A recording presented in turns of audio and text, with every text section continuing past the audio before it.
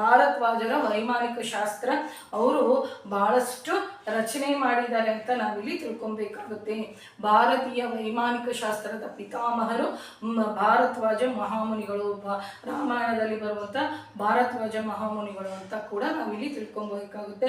1952ರಲ್ಲಿ ಮೈಸೂರಿನಲ್ಲಿ ಅಂತರ್ಜಾತೀಯ ಸಾಂಸ್ಕೃತಿಕ academy director GR ಜೈಪಾಲೆ ಅವರು ಭಾರದ್ವಾಜರ ವೈಮಾನಿಕ ಶಾಸ್ತ್ರಕ್ಕೆ ಸಂಬಂಧಿಸಿರುವ ಅಂಶಗಳು ಸಿಕ್ಕಿದೆಯಂತೆ. ಸಂಸ್ಕೃತದಲ್ಲಿ ಅತಿ ಪ್ರಾಚೀನವಾಗಿರುವಂತಹ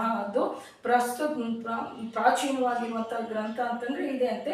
ಪ್ರಸ್ತುತ ಇದು ಬರೋಡಾ ಮಹಾರಾಜರವರ ಗ್ರಂಥಾಲಯದಲ್ಲಿ ನೋಡ್ಬೋದು. ಭಾರದ್ವಾಜರು ವೈಮಾನಿಕ ಶಾಸ್ತ್ರವನ್ನು 8 ಅಧ್ಯಯನಗಳು, 100 ಅಧಿಕ ಕಾರಣಗಳು, 500 ಸೂತ್ರಗಳು ಮಾತ್ರನೇ ಇದರಲ್ಲಿ ಇದ್ದುವಂತೆ. ಆದರೆ ಇದರಲ್ಲಿ 37 ಸೂತ್ರಗಳು ಮಾತ್ರನೇ ನಮಗೆ ಸಿಕ್ಕಿದೆ. ಉಳಿದಂಥವು ಎಲ್ಲಿ ನಾಶ ಆಗೋಗ್ಬಿಟ್ಟಿದ್ದಾವೋ, ಯಾರು ನಾಶ ಮಾಡಿದಾರೋ, ಯಾರು ಎತ್ಕೊಂಡು ಹೋಗಿದಾರೋ ವಿದೇಶದವರು ನಮಗೆ ಗೊತ್ತಿಲ್ಲ ಅಲ್ವಾ.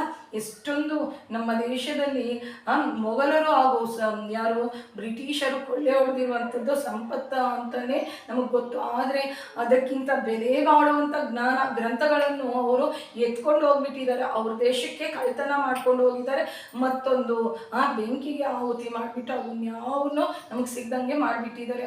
ಒಂದು ಜಾತಿ ನಿರ್ವೀರ್ಯ ಆಗಬೇಕು ಅಂತಂದರೆ ಅಲ್ಲಿ ಫಸ್ಟು ಗ್ರಂಥಗಳನ್ನು, ಅಲ್ಲಿರುವಂಥ ಜ್ಞಾನವನ್ನು ಸುಟ್ಟಾಕ್ಬಿಟ್ರೆ ಆ ಜನರು ಬುದ್ಧಿ ಕಡಿಮೆ ಅವ್ರು ಆಗ್ಬಿಡ್ತಾರೆ.